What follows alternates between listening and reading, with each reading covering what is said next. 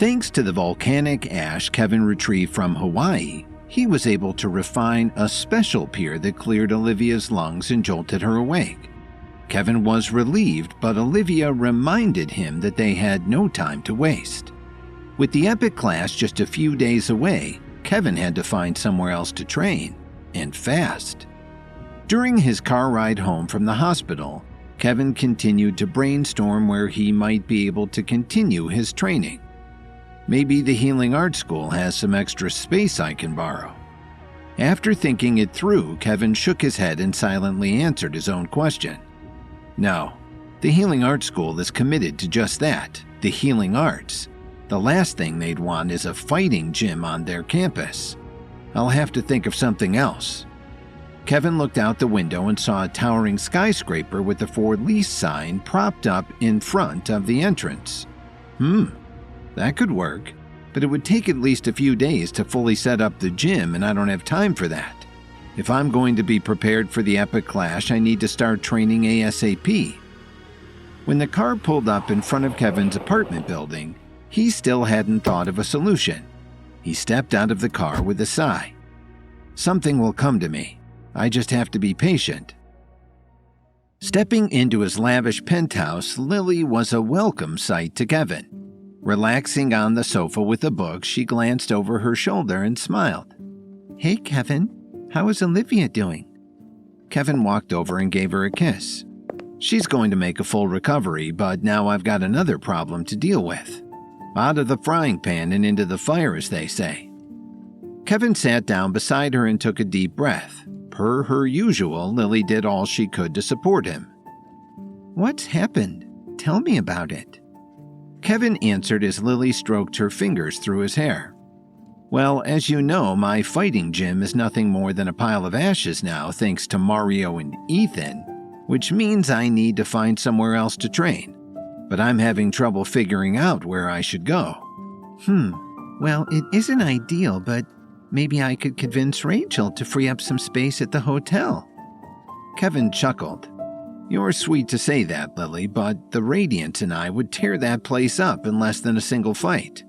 We need somewhere with padded, reinforced walls designed specifically for training." Lily let out a soft whimper. "I'm sorry, Kevin. I wish I could be of more help." "Don't be sorry," Kevin said, lifting her chin. "You being here to support me is all the help I need. Don't worry, I know I'll think of something." Just then, Kevin glanced out the window and saw a motionless figure standing outside of his balcony. "Just stay here and relax, all right? I'm going to get some fresh air to clear my head." With a gentle nod, Lily returned to her book as Kevin got up and stepped outside. Leaning against the railing, the Night King peered over the city with a stoic, contemplative expression. "So, in need of a new place to train, are you?" Kevin joined him by the railing and nodded. "Yes, and I'm getting pretty desperate too. If I don't find somewhere soon, I won't stand a chance in the Epic Clash." The Night King glanced at Kevin and then returned his gaze to the city. "The Myriads have a new compound in Nashville. It could be the perfect place." Kevin took a moment to stew on the idea. "The Myriads are tricky. Their leader, Brett Stewart, will probably welcome me in, but not for free. Favors are always conditional with him. They'll definitely want something in return." The Night King was slow to answer. He stroked his chin, lost in thought. "True, but I don't see any other options. Do you?" "No," Kevin replied. "I don't." Staring into the distance, Kevin saw the scorched remains of his old building. Windows were smashed, entire floors missing, and the whole thing was speckled with ash. "This is all Mario and Ethan's fault. If they hadn't burned down my building, we wouldn't be in this mess." The Night King looked at Kevin with a raised eyebrow. "True, but it does no good to shake our fists at the past. What's done is done, and all we can do now is set our sights on repairing the future. Go to Nashville, Kevin. The next leg of your journey begins there." When Kevin finally pulled his eyes off the burnt building, the Night King had already vanished. Heeding his advice, Kevin stopped focusing on the past and accepted what he had to do next. "I can't waste any more time. I'll hop on a plane right away." As he stepped back inside, Lily looked up at Kevin with inquisitive eyes. "Well, any ideas?" Kevin nodded as he went into the bedroom and started to pack up a suitcase. Lily followed. "I'm going to Nashville to train at the new Myriad compound. They'll probably want something in return, but at this point, I don't have a chance." Lily felt a slight pang of disappointment dash through her heart, but her support for Kevin was unconditional. "I understand. Just promise me you'll be careful, all right? The last thing you need is to make more enemies." Kevin chuckled as he zipped up the filled suitcase. "I'll do my best." "Oh, and one more thing. My charities gala is coming up. You can't miss it, Kevin. It's going to be amazing. Nicole Sawyer is going to be there." Kevin wrapped his hand around the back of Lily's head and gently scratched the nape of her neck. "I wouldn't miss it for the world, darling. Don't worry. I'll be back in time, I promise." With that, they kissed farewell and Kevin headed out the door. "And don't forget to call me every now and then." Later that afternoon, Kevin landed in Nashville and took a private car to the Myriad compound. It was located on the outskirts of the city, tucked away in a forest at the end of a long dirt road. Brett Stewart's office was on the top floor of a sleek building, with a window that overlooked the front entrance. Gazing down from above, he saw a car pull up and watched as Kevin stepped out of it. "Well, well, well, what do we have here? The most famous herbalist in all of Chicago has come to Nashville. This ought to be interesting." The moment Kevin stepped out of the car, 2 guards rushed toward him with pointed swords. "Stop right there. This compound is private property. It's off limits to the public. Turn back now or we'll be forced to attack."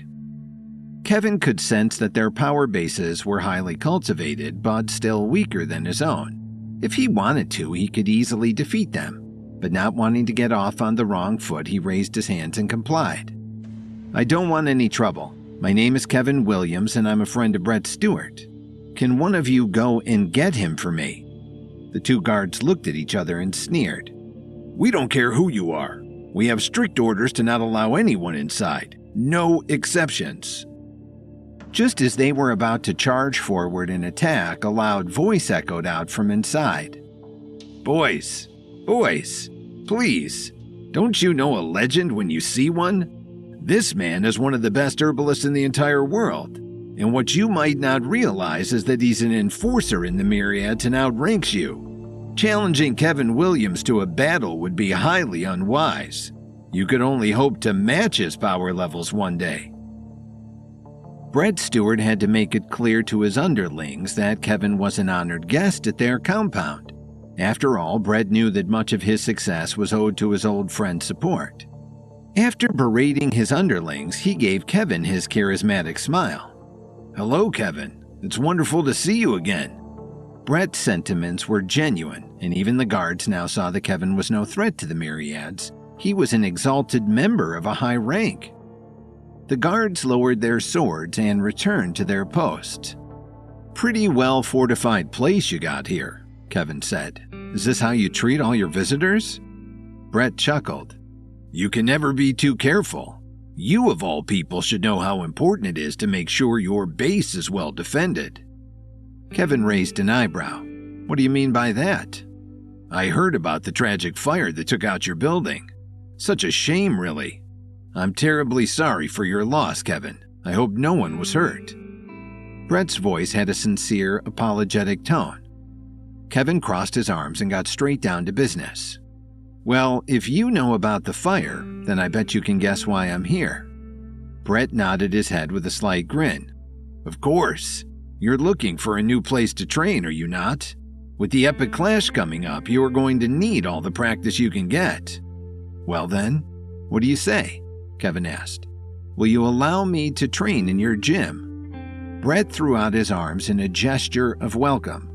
"Of course you can. You're welcome here anytime, Kevin. You know that." Kevin wasn't buying it. "What's the catch?" "No catch," Brett replied. "Although it is common courtesy for friends to help each other out when they get the chance.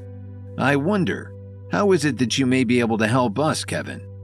"What do you want?" Kevin asked impatiently. Brett responded with a laugh.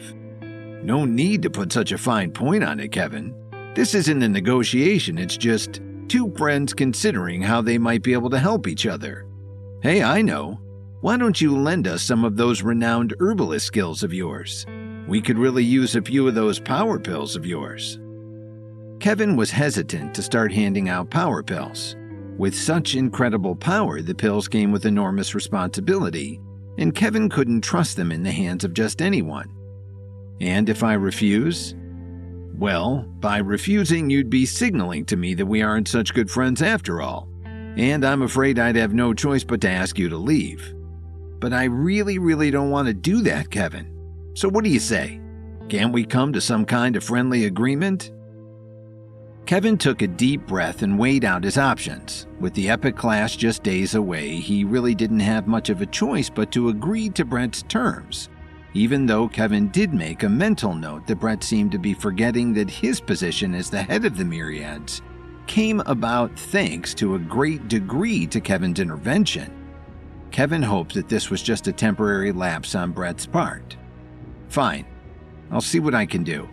But only after the epic clash. I can't afford to waste any more time." Brett smiled and clapped his hands together. "Wonderful. I'm glad we're such close friends, Kevin.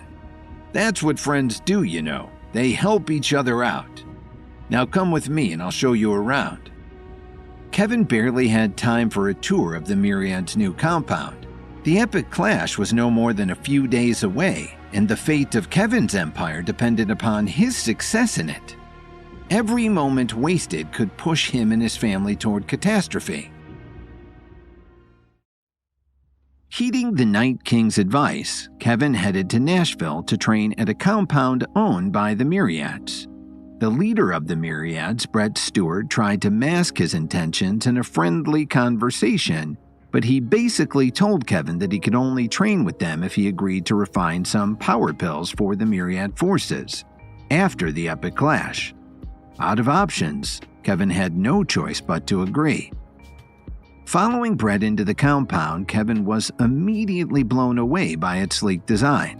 Having been built just a few weeks ago, the building had a very modern feel to it. Doors opened automatically, digital message boards were displayed around every corner detailing everyone's schedules, and the hallways were sparkling clean. Noticing Kevin's wandering eyes, Brett asked, "So, what do you think of the place? Pretty amazing, right?" Kevin agreed. "You've really outdone yourself, Brett. Everything is in tip-top shape. I'm mostly just interested in the gym, though. Are we almost there?" Kevin was trying to conceal how eager he was, but Brett could sense his friend's focus. "It's just around this corner." Finally, Brett and Kevin arrived at a heavy metal door and stepped into the gym. Kevin could tell right away that it was everything he hoped it would be. The room was the size of a football field with ceilings that reached almost 100 feet up. The walls were padded and had all kinds of weapons hanging from them to practice with. Brett crossed his arms and smiled. "I think you should find everything to your liking." Kevin nodded. "It's perfect, Brett. Thanks again for letting me train here. I'll do my best to make it up to you." "I'm sure you will, Kevin. I'm sure you will."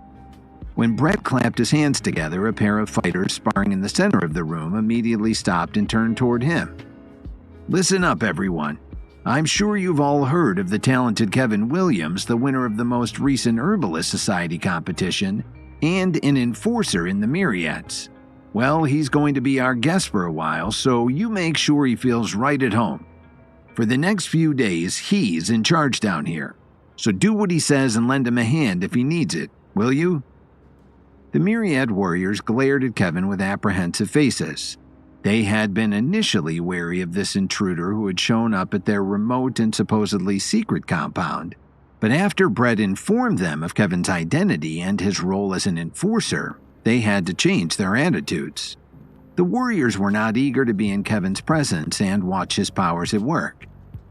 "Whatever you say, boss," said one of the awestruck fighters. Brett clasped his hands behind his back. "All right then. Well, I've got some other business to attend to, so I'll leave it to you, Kevin. Play nice now, everyone." As soon as Brett left the gym, one of the Myriad warriors turned to Kevin. "Explain to us how we can best help you. We know our levels are not nearly as great as yours." Kevin answered while slipping into his fight suit. "I'm here to train for an upcoming competition. That ought to be enough information for you. You have power in numbers even though I outrank you. Now, who wants to fight me first?" The Myriad warriors glanced around at each other and stood in silence until one of them stepped forward wielding a pair of daggers. "I'll give it a shot. Let's see what you're made of, newcomer." Kevin took a deep breath, centering himself, and then launched himself forward with blinding speed. His first strike was a powerful roundhouse kick aimed at the Myriad warrior's head. But the Myriad warrior parried the attack with one dagger while simultaneously lunging forward with the other. The razor-sharp edge of the dagger whistled through the air, narrowly missing Kevin's throat. The crowd gasped in unison. Kevin had barely managed to evade the deadly strike by ducking and rolling to the side. He sprang back to his feet, his face brimming with determination. "Not bad," Kevin said. The Myriad warrior whirled his daggers around in a stunning display of proficiency.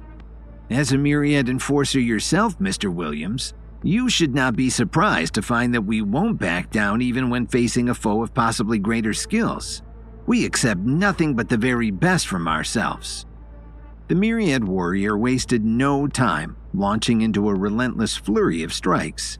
His daggers blurred in the air, attacking from multiple angles. Kevin defended against each strike with sharp precision.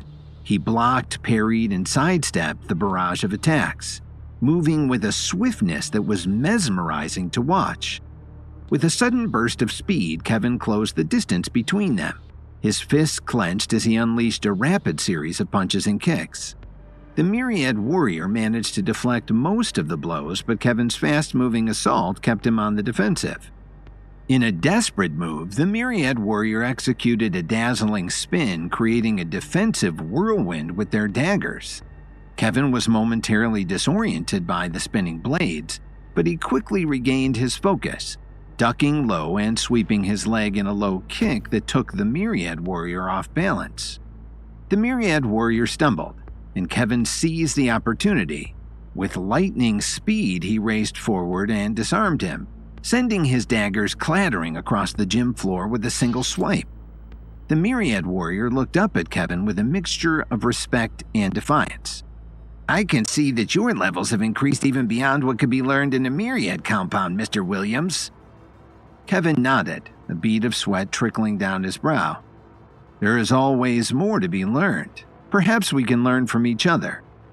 As the spectators erupted into cheers, Kevin helped the Myriad warrior to his feet. "Now, who'd like to go next? Let's get 2 or 3 of you up here this time."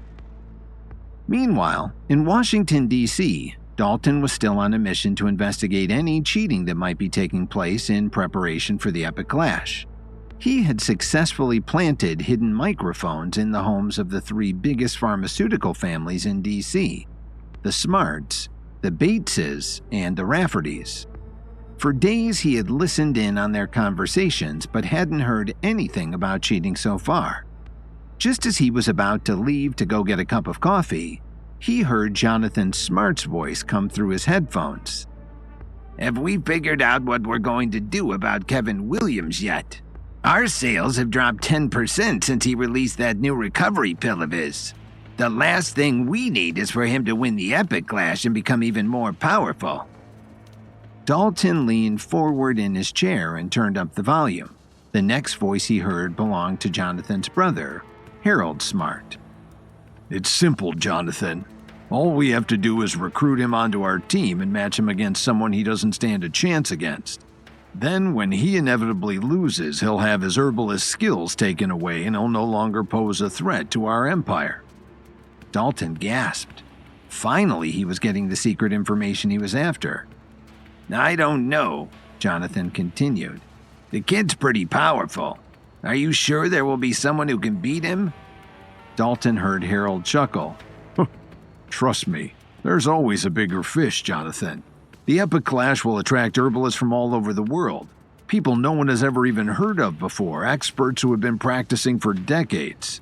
Someone will be able to beat him, I guarantee it." Through his headphones, Dalton heard one of them pop open a bottle of liquor and pour 2 glasses. "To the downfall of Kevin Williams and the long-lasting success of the Smarts." The glasses clinked and the 2 men started to laugh. Dalton threw off his headphones with a shocked expression on his face. "I have to tell Kevin straight away." He immediately whipped out his cell phone and dialed Kevin's number. After ringing a few times, it went to voicemail. "Dang it. Come on, Kevin. This is important." Back in the gym, Kevin was finishing up a day's worth of training with the Myriad Warriors. He was currently facing 4 of them at once. "Come on, give me your best shot." At first, the Myriad Warriors were hesitant to accept Kevin into the fold despite Brett Stewart's assertions, but after he displayed some of his expert martial arts skills, they were eager to watch and learn. One of the challengers rushed toward Kevin with a sturdy baton. When he took a swing at him, Kevin blocked the blow with his forearms and knocked the challenger to the ground with a sweeping kick to his ankles. The next 2 approached him at once, one wielding a sword and the other tucked behind a riot shield. Kevin quickly sidestepped the swordsman's attack and focused on the fighter behind the riot shield. After landing a punch against the shield, it knocked back and stunned the warrior, giving Kevin an opportunity to leap over her and pin her to the ground with a heavy stomp.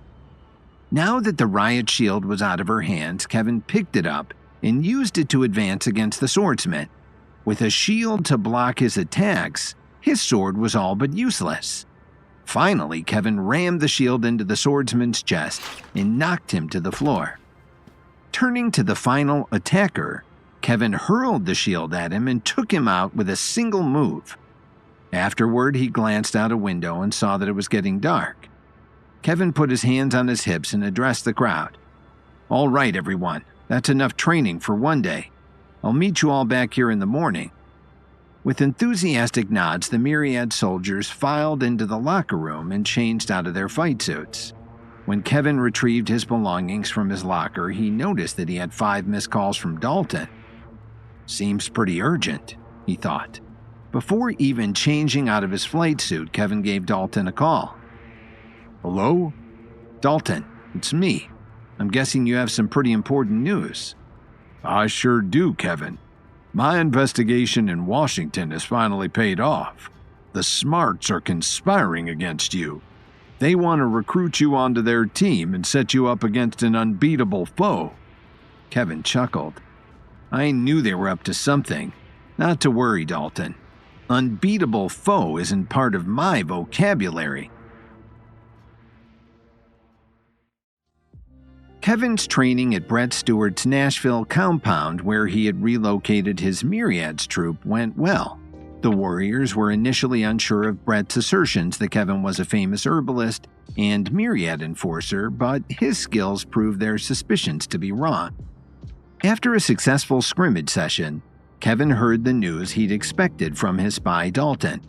The Washington pharmaceutical factions were plotting to cheat in order to undermine Kevin in the upcoming epic clash. "So Harold Smart is setting me up," Kevin thought. He knew, of course, that Harold would try to recruit him into a partnership for the epic clash, but knowing Harold would then turn it around to get Kevin's guard down before attempting to destroy him was just the kind of thing one could expect from that family. The Smarts were one of the old money DC pharmaceutical families, and while they had never been Kevin's biggest fans, Kevin thought that there was at least a respect there. Now that Kevin had a company of his own, however, he posed a more direct threat to their empire, and it only made sense that, no matter how evil and immoral, this was their plan. He responded to Dalton, "You've done a great job. Thank you for your intel. I need to start strategizing against this plan and get back to training. Why don't you go back to Chicago? I would feel more comfortable knowing you were there keeping an eye on Lily. She has her Radiance guard, but after what happened at my lab and gym, we can't be too careless. As a matter of fact, would you mind looking in on the office as well? The fire department might be clearing out the rest of the debris, but when they're done, we need to start rebuilding as soon as possible." I'll have Olivia coordinate with you about replacing the lab equipment and the training gym equipment." Dalton hung up without another word. It embarrassed Dalton that just a few weeks ago he thought Kevin had lost trust in him, but he realized that Kevin was juggling a lot and had a great weight on his shoulders with the upcoming Epic Clash. That Kevin took the time to thank Dalton personally meant a lot to him. Despite his grizzled background, he did have feelings that could be hurt. The guilt he held in his heart about the evil actions he had taken against Kevin when he thought Kevin was no longer his friend was just starting to wane. Their friendship would never be threatened again. The evening was closing in, and Kevin spent another hour sparring with the Myriad fighters before putting in a few hours training solo. He went through his weight routine, maxing out all of his reps, which took a long time given how strong he was lately. The power pills and the recovery pills were hard at work in his body still, but along with them, his mental precision pill was doing wonders for his discipline and urging his body to keep going when it wanted to rest. Thoughts came to mind when he felt weak or tired. If you engage these muscles, the strain will lessen on those muscles. You've done 16 so far. Treat the last 4 like a cool down and they won't seem so difficult. He was truly mastering control over his body for the first time. Is this how people feel when they meditate until they reach nirvana? Is this what the master yogis were working so hard to achieve? Full mind-body unity is unlike anything I've ever felt. Later that night, Kevin made himself go up to his room to try and get some rest. He knew he wouldn't be very useful with no sleep, and as much as it pained him to not be in the gym taking advantage of every second he could be spending training for the Epic Clash, his mind and body were both telling him to invest in rest. Kevin pulled off his clothes and sat down on his bed, staring at the duffel bag he'd packed in the corner. This new Myriad house that Brett had found was nice, and though Kevin's borrowed room was small, it was cozy and comfortable. Surely with the window open and the warm Nashville breeze floating in, he would be able to get a good night's sleep. But there was something nagging at his brain. All of these competitors he was about to face in the Epic Clash were teaming up against him. Fine, that was to be expected, and Kevin had trained and refined excellent supplements to keep him alive and in the top 10. But he was hung up on the principle of the thing. Why should inferior herbalists be able to cheat their way to the top? Why were there no standards and practices in place to keep this kind of thing from happening? Kevin wasn't naive. He knew that every institution had corruption, and he was the first person to say the Herbalist Society had gaps in its ethics. Considering that Kevin had been on the wrong side of Vincent Reeves's and Earl Mathis's amoral impulses were proof of that. But it wasn't right. I wonder if I can make some sort of truth-telling pill that could force the cheaters to confess their plans to the judges. If they want to cheat, they should have to face disqualification or at least a point deduction. They're probably careful enough to not get caught.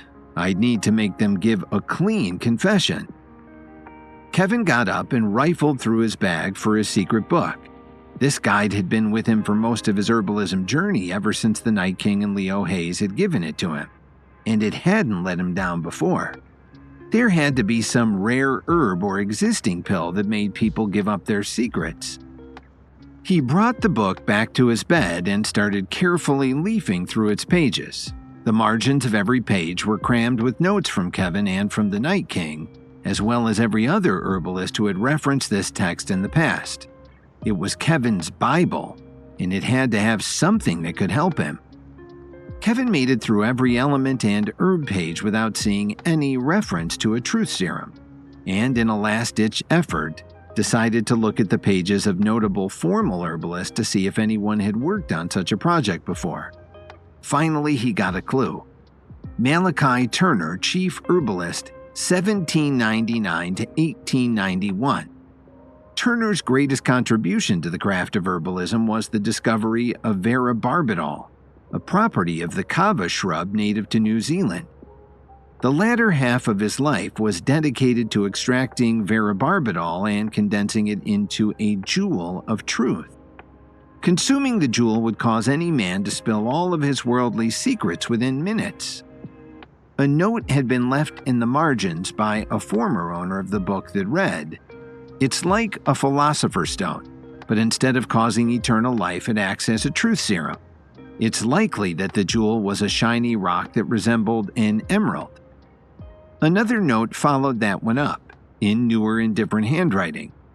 "No one has ever proved that he succeeded in creating the jewel of truth. His work was shut down by the corrupt herbalist society who didn't want this truth serum used on them. It seems they have secrets they want to keep." And below that, one more note had been added, this time in handwriting that Kevin recognized as belonging to the Night King. "Varibarbital is a barbiturate that makes the user feel sedated and hypnotized. Only with expert herbalism methods could it be turned into an effective truth serum. Alone, it would only make a person feel very drunk, but if anyone could transform it into a jewel of truth, it would be Malachi Turner." Well, that settled it. He needed to find this Malachi Turner and ask him for some varibarbital or for the Jewel of Truth itself, if Malachi had indeed succeeded in creating such a thing. It doesn't surprise me that the heads of the Herbalist Society would shut down any herbalist who would make them spill their secrets. I don't think many of us trust them all the way. But this guy was the chief herbalist. Surely he could have continued his work in secret. I have a good feeling about this. I just have to find him. Kevin turned back to the book to look for any hint of where Malachi Turner lived, or if he was indeed alive. He had been chief herbalist over 100 years ago.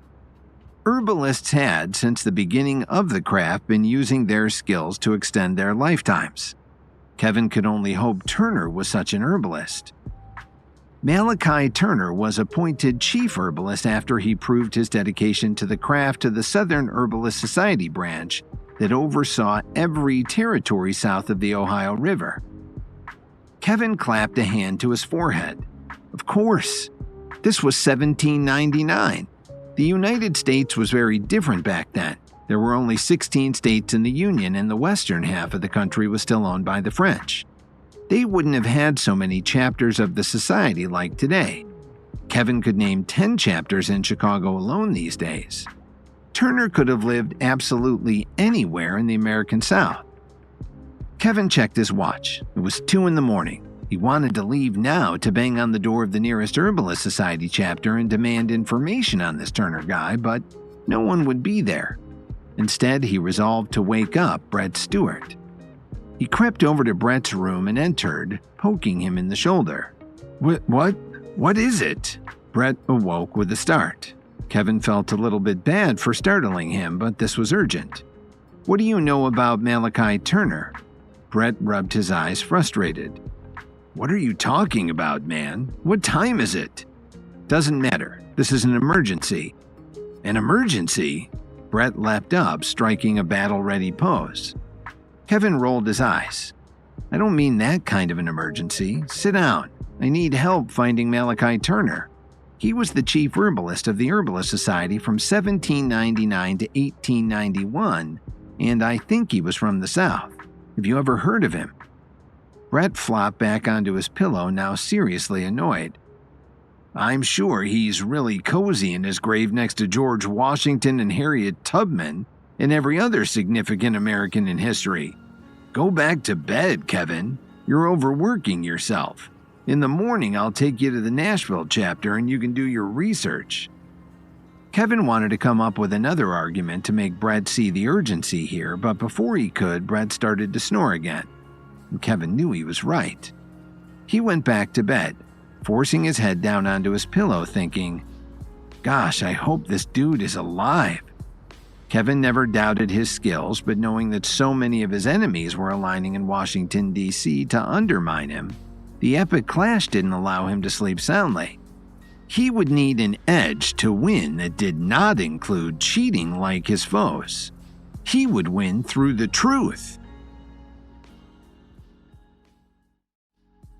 After learning from his spy Dalton Steele that the pharmaceutical factions in DC were going to align to cheat in the upcoming Epic Clash, Kevin set out to find a formula for a truth-telling potion that his research indicated had once been attempted by a former chief herbalist of the Herbalist Society, one Malachi Turner.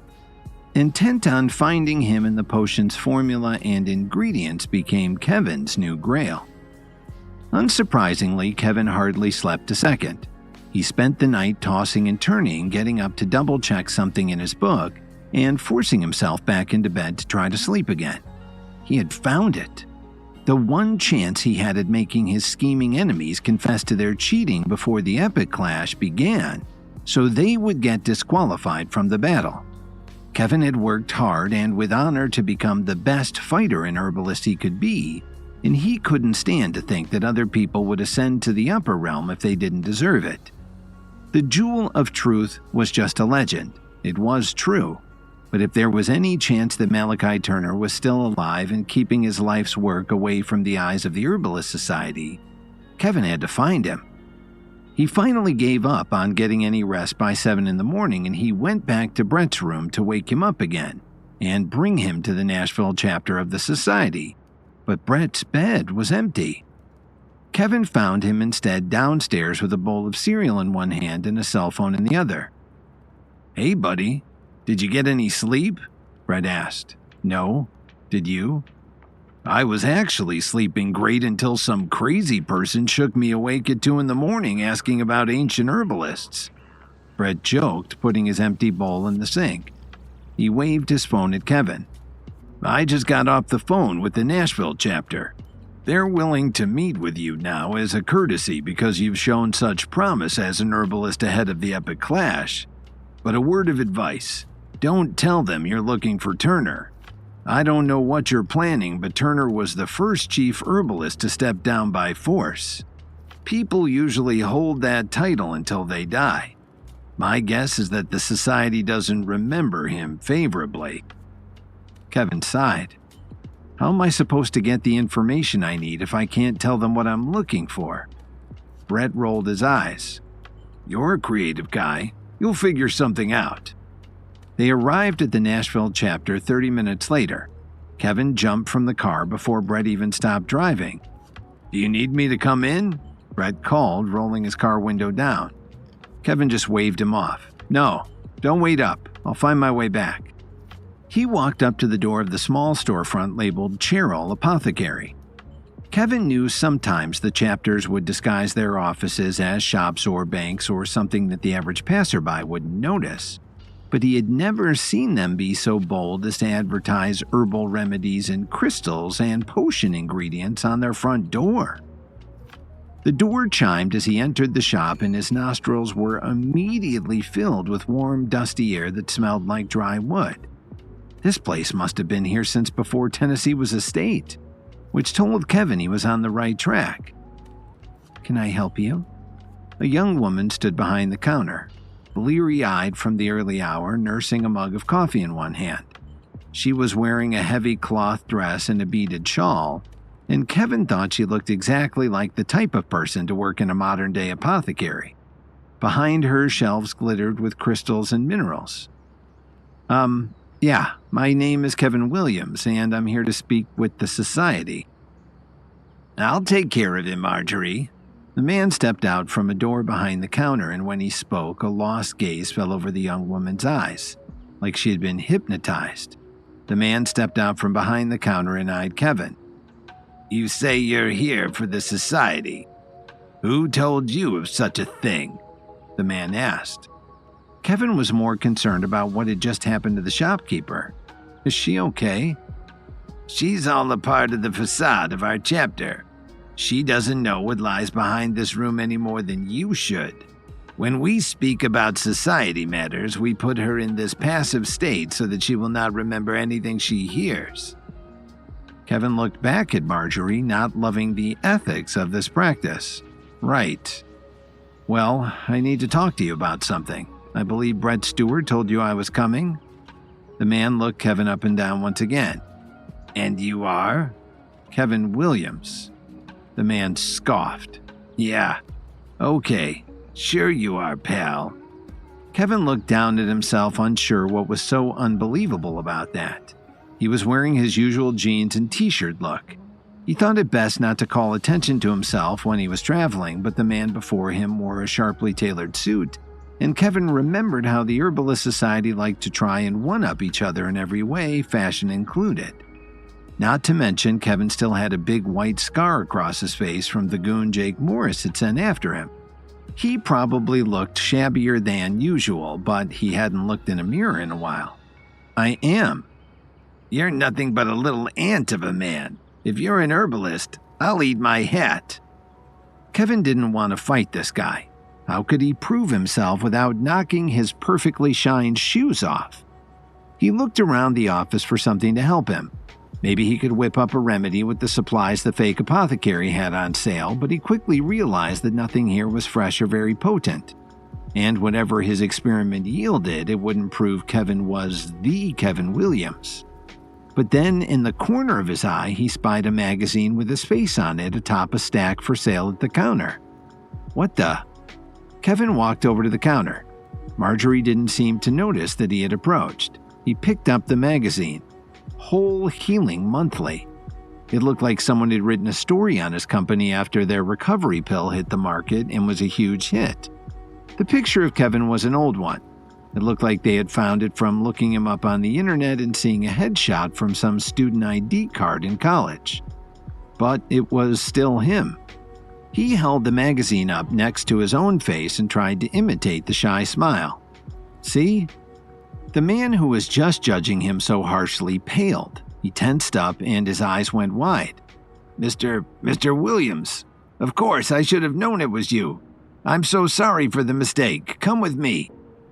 Kevin dropped the magazine, satisfied, and with one last apologetic look at Marjorie, he followed the man behind the counter and through the door. He was led through a tunnel into a reception room. This office looked much more modern than the apothecary it was hiding behind, and Kevin admired the sleek-looking laboratory they passed on their way to the man's own office. It was time for Kevin to get the information he needed on the old chief herbalist Malachi Turner, and Kevin still had to be polite and careful. The society hated Turner for his work on the Jewel of Truth, the exact thing Kevin wanted to find. So, Mr. Williams, welcome to Nashville. My name is Jack Lancaster. I'm this chapter's head officer. What can I do for you today? Kevin started spinning his tail on the spot. It's a pleasure to meet you, Jack. I'm in town to do some research on the cultivation of herbs native to the southern states. I'm particularly interested in discoveries made on the land in the 18th century. I was wondering if I could review your records of the chief herbalists and other notable inventors of the time, so I may get a comprehensive idea of the herbs they trademarked. It was a little clunky, but Kevin was satisfied with his excuse. Jack, on the other hand, didn't seem to buy it. He raised an eyebrow and leaned forward toward Kevin. Aren't you getting ready to compete in the epic clash, sir? Forgive me, but I cannot in good conscience waste your last few hours of training time with some dusty old books about our lineage. Kevin knew Jack was right, which was why he couldn't waste a moment longer. A good herbalist fighter is as well-rounded mentally as he is physically. Jack sighed. Right you are, sir. Unfortunately, we don't keep any records in this office. Most of the archives are kept at the broader regional offices, but if you're in a pinch, there's always the Turner Museum. Kevin's ears perked up. The what? The Turner Museum. A few herbalist historians turned Malachi Turner's Nashville home into a museum a while back. A few of his notebooks are on display, but mostly it's just like touring anyone's home. It's the man these tourists are interested in, not so much his individual discoveries. Kevin could feel his heart start to race. Not only had Malachi Turner lived right here in Nashville, but his house was preserved as it was when he moved away. That would be wonderful. Thank you. How long did he live there? Kevin was hoping Turner had been in the home during the time he had been trying to forge the Jewel of Truth. Maybe he had left behind some notes or some hint if he'd ever succeeded, and where he and the jewel were now. Jack scribbled the address down on the back of a business card and slid it to Kevin. He lived there until he died. Kevin had a lot of bad luck in his life, and a great deal of good luck. But this latest turn of fate was perhaps the greatest bit of good luck that had ever happened in his lifetime. Kevin approached the Malachi Turner Museum trying to stay optimistic.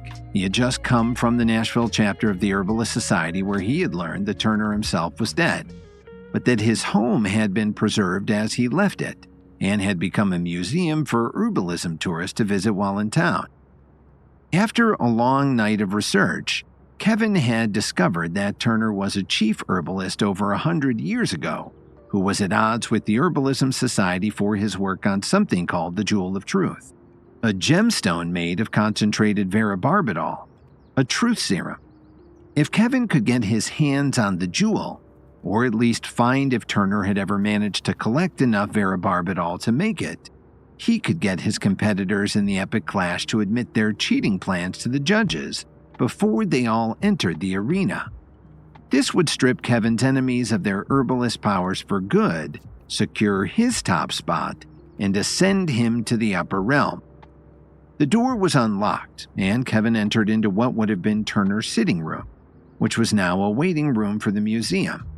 The furniture all looked old enough to have been here since the late 1800s, and a desk sat in front of the fireplace where a bored young herbalist signed people in for the next tour. "Name?" the young herbalist asked. "Kevin Williams," Kevin replied. The herbalist didn't seem to recognize him, but scribbled Kevin on a sticky name tag and peeled it off its backing for Kevin to place on his chest. "The tour leaves in 3 minutes. Have a seat." Kevin did as he was told, choosing a dusty-looking armchair in the corner.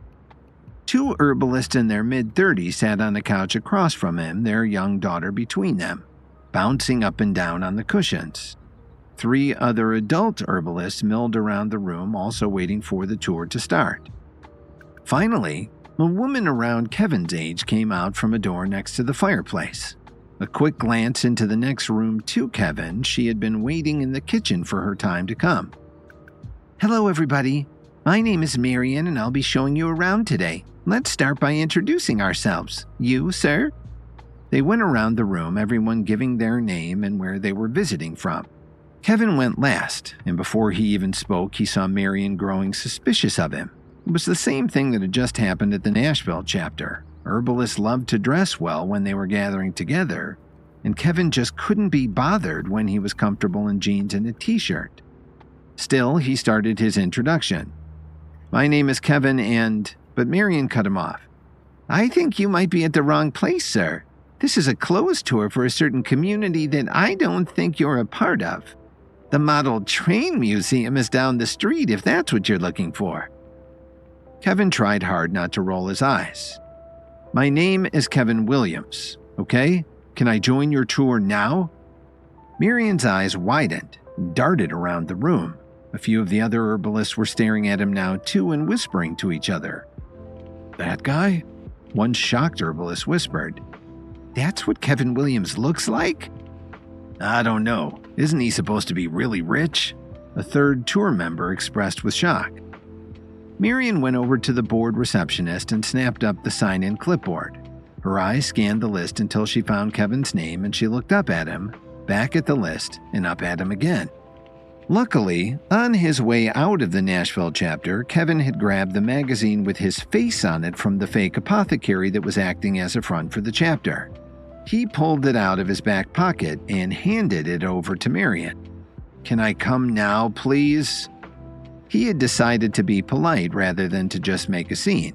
He didn't want to have to fight this woman who was just doing her job. My apologies, Mr. Williams. If you'll just give me a moment."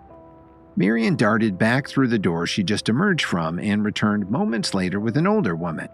Based on their body language, Kevin decided this was Marian's boss.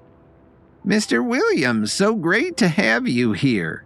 You're welcome to join the tour as usual, and I will be waiting for you at the end to consult on anything else you'd like to learn or see of Mr. Malachi Turner's possessions and works.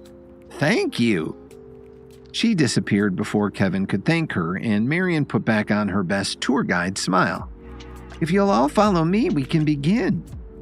She led them back through that door again into the kitchen. It was a cavernous room with well-worn wooden flooring and a massive fireplace, opened like a mouth ready to swallow the rest of the room. While the main fireplace was decorated with many hanging pots, pans, and cooking utensils, this one had more familiar tools to Kevin: tongs, anvils, heavy leather gloves, and forging canisters. This was an herbalist's workstation. Marion started her speech. It seemed to be a lot of 1800s history mixed with herbalism discoveries of the time. "This is what the average kitchen may have looked like back in Turner's day.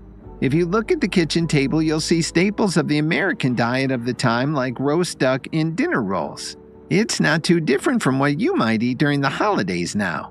Meanwhile, Malachi Turner was spending most of his time over at this fireplace extracting metals and minerals from one another and experimenting with how different herbs reacted to being turned into liquid medicines. Right away, Kevin realized that Marion's facts were wrong. By the 1800s, these kinds of things were common knowledge among herbalists. The practice was ancient, after all. They had figured out how to liquefy and distill herbs long before Malachi Turner was born. "Excuse me, are you sure about that? Wouldn't Malachi Turner's work be more focused on working with new technology of the time? Using a loom to weave herbs into garments for protection, experimenting with electromagnets, harvesting herbs that could now be preserved longer because of refrigeration. These are all things Turner did in his lifetime," Kevin told the group. Marion was caught off guard. Whether she didn't know about Turner's revolutionary methods or she had been told not to focus on the revolutionary work he did because he wasn't in good standing with the society when he died, Kevin didn't know. But before Marion could say anything, her boss emerged again. "Mr. Williams, perhaps you would like to come with me to Mr. Turner's private study." Kevin nodded and followed her into the next room, leaving the tour group behind. "Sorry about that. Most of our guests don't know the first thing about old herbalists like Malachi Turner, and we like to give them the basic of his life's work. Not everyone agrees with how Turner truly spent his time as chief, you see. It's best for the society that we keep things simple. My name is Natasha, by the way. I'm the manager of the Turner Museum." Kevin kept following her through a few more rooms until they reached the door to the study at the very back of the house. Surely it would benefit your visitors to learn about what an innovator Turner was, wouldn't it? Even our political and human rights heroes have done things not everyone agrees with. That's how progress is made. Natasha shrugged. "But we still leave out the darker parts of their stories." She opened the door and let Kevin into the study. This place was more like it. The ceiling was at least 2 stories high, and every inch of wall besides the windows was covered in shelves that housed jars and vials and displays of every herb, mineral, and element Kevin had ever seen in his life. He looked down and he saw his steps left footprints in the dust. Cobwebs glistened in the sunlight streaming in through the grimy windows. They really didn't let a lot of people in here. Natasha closed the door and stood with him. "So, we don't have much time, but I needed to get you here in private. Jack from the Nashville chapter called me and told me you might be coming here and I have to give you a warning." A warning? Kevin felt cold in this room all of a sudden.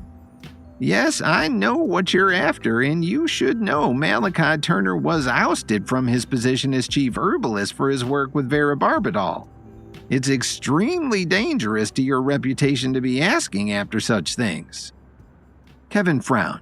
He hadn't told Jack in the chapter that he was looking for the Jewel of Truth. How did Natasha know? "Who says I'm asking after Vera Barbadol?" Natasha sighed. "You're not the first young upstart to come looking for such a thing before his epic clash. There's always someone poking around this place for answers, but if you find anything, you risk being ousted from the society yourself, and then you'll never ascend to the upper realm. Between us, I'm also interested in finding the Jewel of Truth. I want to know if it's real, even if I don't know what I'd do with it. I got this job so that I could study Turner's archives and see how far he got with his experiments, but after years, nothing has come up. You're welcome to look around, but I can only give you 5 minutes. Any longer and I have to report you to the Society for Suspicious Behavior. People in power do not want the jewel to exist because they have too many secrets to spill. Kevin was piecing it together now. That's why you don't let your tour guides tell the tours any real information about Turner's work. You don't want the society finding out that you're spreading the word about the Jewel of Truth. Natasha nodded. Exactly. I won't stop you from having a look around, but just know that if I haven't found anything in 5 years, I don't think you'll find anything worthwhile in 5 minutes. But go ahead. I'll be back to get you soon. Without another word, Natasha slipped back out of the office. Kevin wasted no time in scrambling around the office getting his eyes on any piece of paper or writing Turner may have left behind. But then he stopped himself. I'm sure Natasha has read everything in here and she didn't find anything. What's something that she might not have noticed in 5 years of working here? Think outside the box. Kevin let his eyes wander the walls looking for any jar or vial that might be labeled varabarbitol or a code name for the substance. And then he saw it. Above the fireplace in the study was a large oil painting of Malachi Turner and his dog, standing in the very room Kevin was in now, posing in front of the large window overlooking the grounds. Turner was staged next to a stool that held a stack of books, on top of which was a golden box where people of the time might have kept their smelling salts, tinctures, or cigars, luxury items that made them feel good. And in the lid of that box sat a massive gemstone that resembled an emerald. Kevin remembered the note scrawled in the margins of his secret book from its past owner. It's likely that the jewel was a shiny rock that resembled an emerald. There it was, preserved in the painting, hiding in plain sight, proof that Turner had succeeded in forging the Jewel of Truth. But where was it now?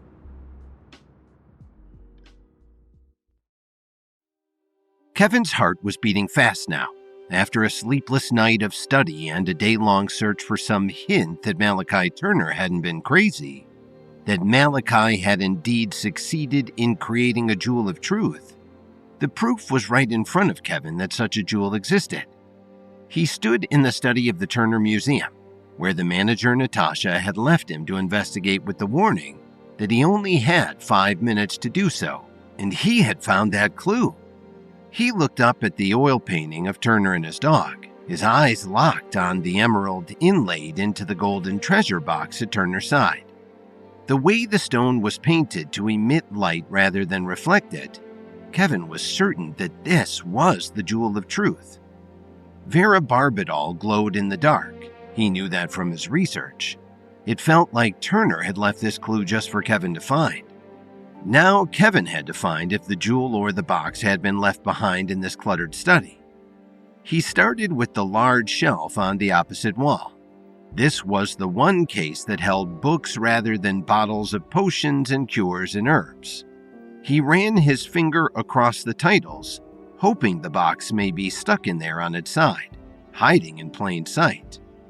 No such gold appeared on the shelves, but he did find a curious symbol on the spine of one book halfway down the rows.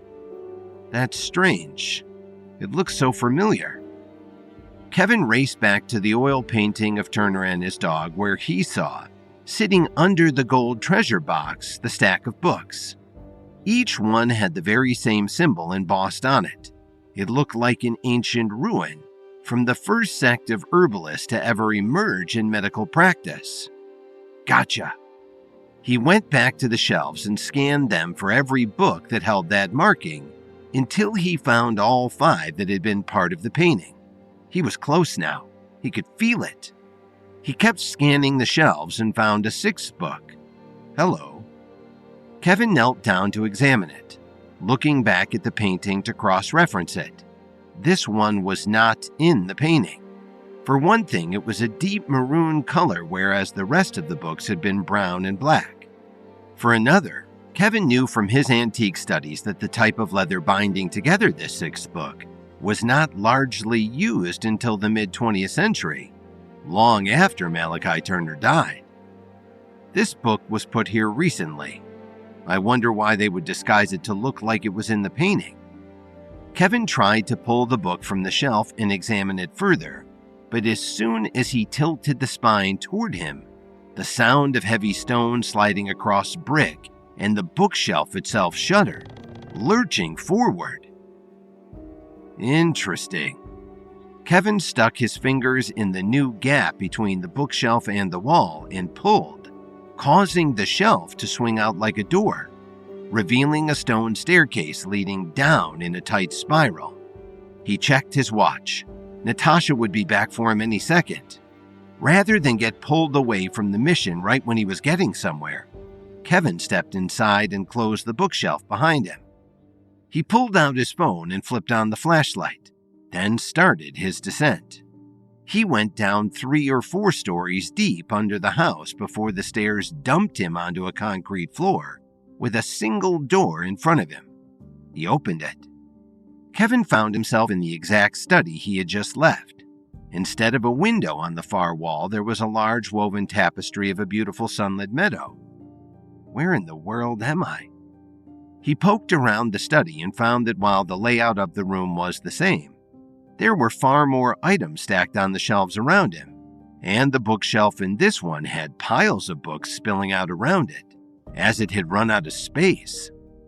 Kevin walked out the next door he saw and discovered a hallway that was laid out just like the one in the Turner Museum, and each room he went into matched its counterpart above ground. Someone had made an exact replica of Malachi Turner's home directly beneath Malachi Turner's home. Maybe I should have left a note to tell Natasha where I went. If something goes wrong down here, no one will know where I went. He went on toward the study. That was the most likely place for the Jewel of Truth to be if it was indeed down here. Maybe this whole bunker home was constructed to keep it safe.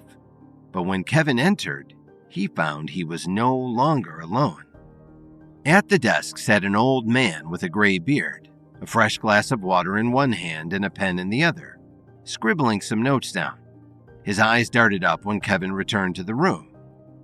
"Oh, hello. How did you find yourself down here?" Kevin walked closer to the desk cautiously. "I came through there." He pointed to the bookshelf. The old man nodded. "Yes, that's how I do it too, I suppose." Kevin had a gut feeling that he knew who this man was, but he did fear sounding stupid. He asked anyway. "Are you Malachi Turner?" The man smiled, and the wrinkles on his face deepened. "I am. Are you Kevin Williams?" Kevin didn't expect that. How would a 300-year-old herbalist who was supposed to be dead know who he was? "I am." The man smiled wider. "I'm glad to have you here. Please, take a seat. I was wondering when you might turn up." Kevin sat at the chair in front of the desk opposite Malachi. "How did you know I would come?" "Why don't I start from the beginning?" Malachi got up and started wandering around the room while Kevin watched, listening to his whole story. "When I was the chief herbalist, I had to run all of my experiments and missions by the Herbalist Society. As an elected official, I held a lot of power, but I still couldn't go against the wishes of the society as a whole. So when I started my research in Varabarbitol, I told them I was working with the kava root to extract it as a painkiller. It would be used in surgery to put people in a twilight sleep without the usual risks of anesthesia. But I knew what I really wanted. Varabarbitol can be used as a truth serum, and I had a strong suspicion that there was corruption in the society. I had butted heads with a few of the members who were taking bribes to divert society's efforts towards causes that benefited a small number of people. I could have investigated them on my own, proven their corruption, and had them punished, but I thought it would be more satisfying to make them admit their wrongdoings themselves. So I foraged in New Zealand, separated out the Varabarbitol for years and years. I condensed it into a gemstone, the Jewel of Truth, and I was found out." Kevin frowned. "How?" I put my trust in the wrong person, and he told the society what I was up to. He was my apprentice. He wanted to take the position of chief herbalist for himself, and he betrayed me. No matter, I was reprimanded and told I was being stripped of my title. Luckily, I had already hidden the Jewel of Truth, and they didn't know what form the Varabarbadal was in. So even though they searched my home and seized many of my possessions, I was left with enough to continue my studies. Malachi took a breath and continued with his story. It was clear he was happy to have someone to tell it to. The problem now was that I was being watched. My lab was put on probation, and everything I did was under the watchful eye of the society. I was only allowed to practice herbalism when they needed my skills to create something. It was like a prison. So instead of living like that, I constructed a new home for myself down here, planted a rumor that I had died, and retreated below ground. I've been here for over 100 years. And you haven't left? What have you been doing all this time? Kevin asked. Malachi shrugged. I surface now and again, usually at night or in disguise, to travel and gather supplies under a fake identity. Does Natasha know you're alive? She manages your museum and she's very devoted to your work, Kevin asked, remembering the woman upstairs who had let him sneak into the study and look around. Malachi sat back down in his chair. Who do you think told me you were coming? Natasha is my granddaughter. She manages my estate and reputation out there and keeps me hidden down here. And since you started to gain notoriety in the herbalism world, she's been keeping me appraised of your progress. I have to say I'm a little starstruck to see you in my home. Kevin couldn't believe it. The man he desperately needed help from was a fan of his. She made it sound like she had been after the Jewel of Truth for years but couldn't find proof that you had completed it. Malachi nodded. She couldn't just tell you where the staircase was now, could she? What if you were an imposter?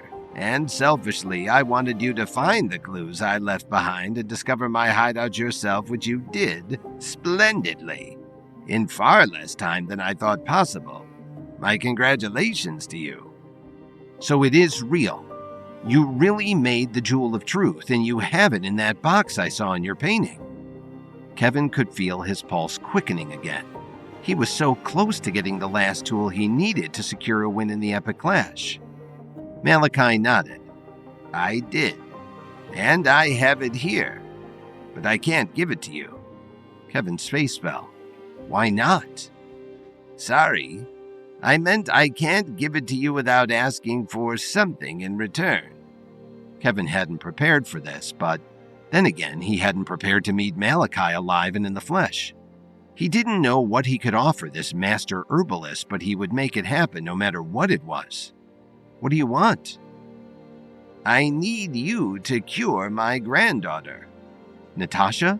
What's wrong with her? Malachi shook his head. Not Natasha, her sister Delilah. Delilah was my dearest friend when she was a child. She would come down with her parents and spend time with me in the early days of my exile, and we became very close. I had all but given up on the world, but seeing this young girl with so much joy and ambition in her gave me renewed hope and allowed me to survive down here all these years. When she grew up, she wanted to be a country music singer, and she had the voice for it, no doubt about it. But she needed that deep tone that gives female singers an extra level of mystery and sets them apart from the masses. Kevin was nervous about where this was going.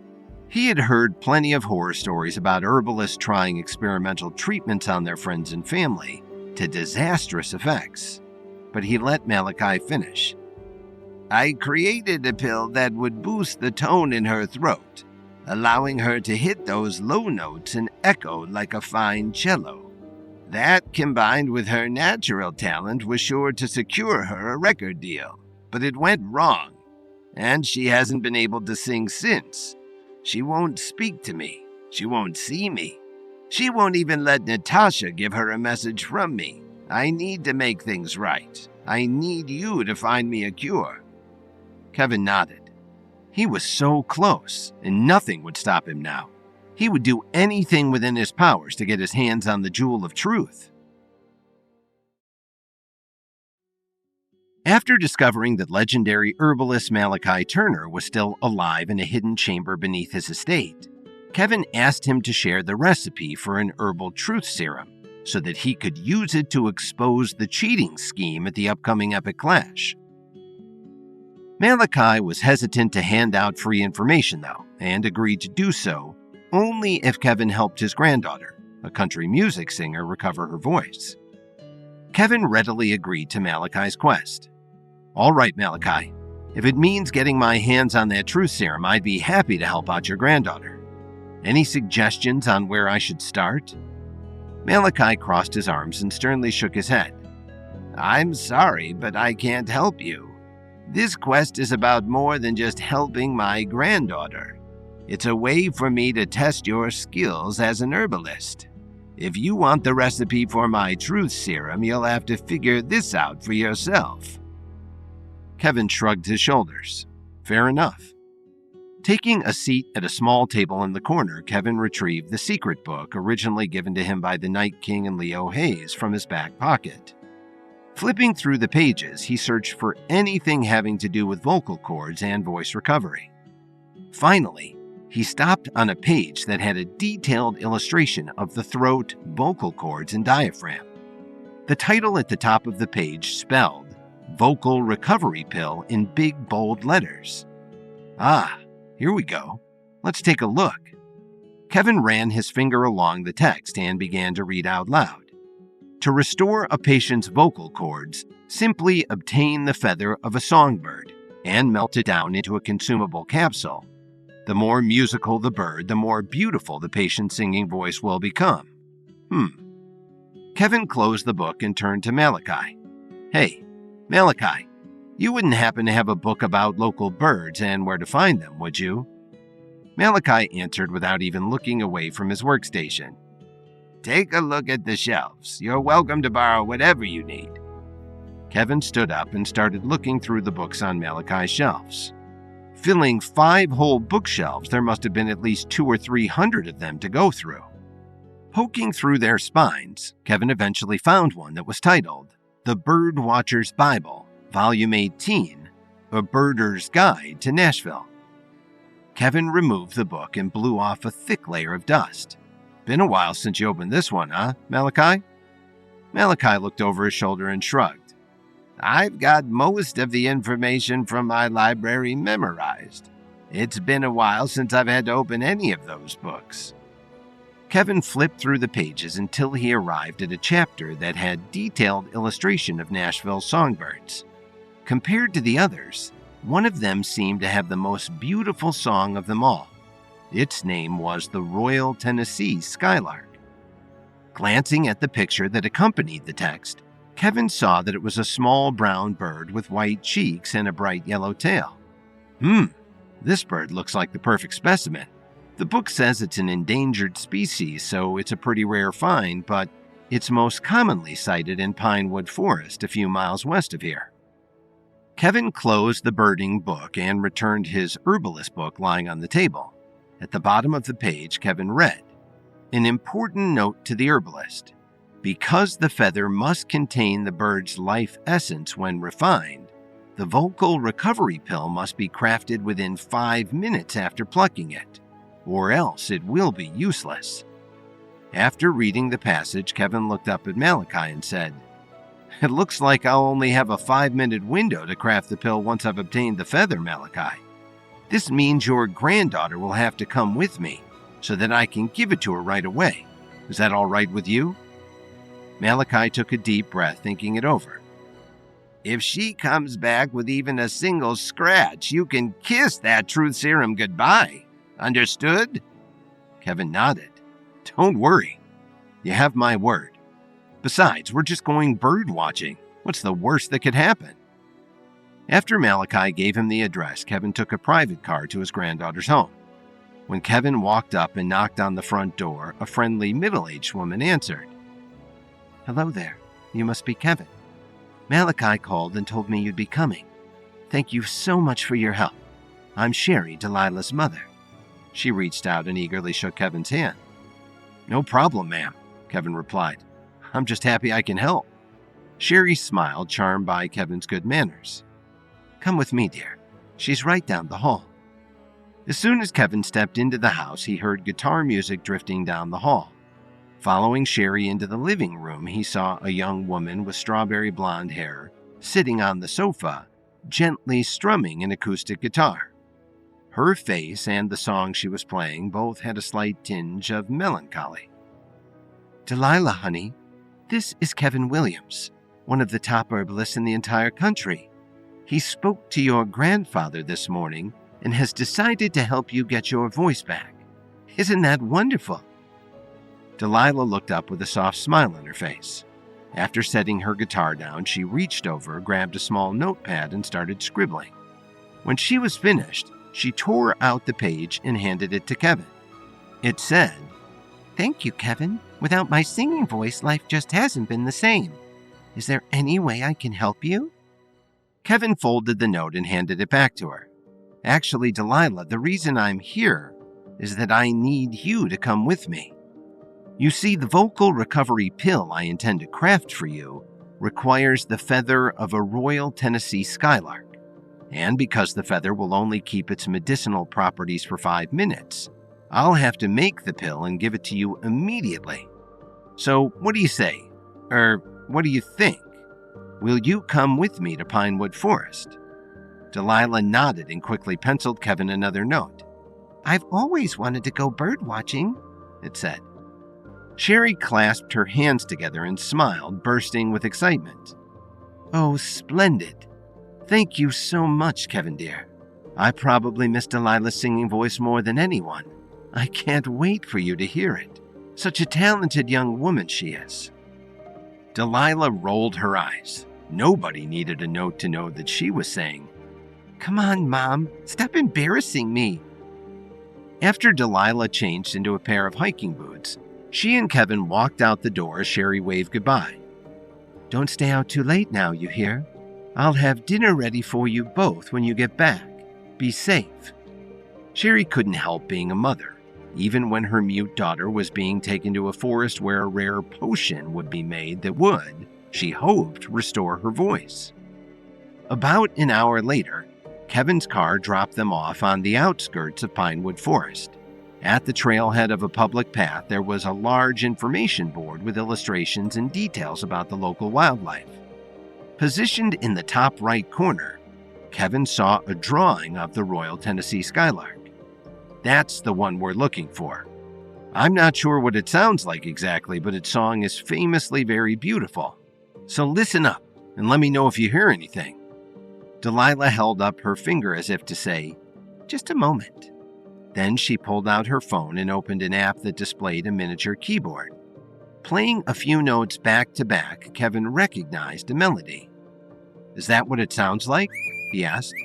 Delilah nodded her head and Kevin grinned from ear to ear. "Great. Well, let's keep our ears open and get to it, shall we?" As they walked down the trail, peering between the trees, Delilah fetched her notepad and wrote, "I think this bird is rare and endangered. It may take us a while to find it." "Don't worry," Kevin replied. "My company recently refined a new mental precision pill. Thanks to that, my perception skills have improved exponentially, including my hearing. If that skylark is chirping its song, I'll be able to hear it from miles away." Just then, a voice called out from above, "I'm sorry, but I couldn't help overhearing you. Are you folks looking for the Royal Tennessee skylark?" Kevin looked up and saw a woman crouched on a small wooden platform, hidden within the shade of the trees. Dressed in a camouflage jacket, she was difficult to see and had a pair of binoculars draped around her neck. Kevin had to squint to not lose sight of her. "That's right. Any idea where we might find one?" The woman let out a heavy sigh. "Unfortunately, I do. There's only one left that we know exists for sure, and it's owned by a greedy billionaire who lives in these woods in total isolation. I've tried to persuade the local government to arrest him and release the bird. Or at least give him a fine, but you know how money and politics go together. He's so rich that he's basically untouchable." Delilah looked away with a sad look on her face.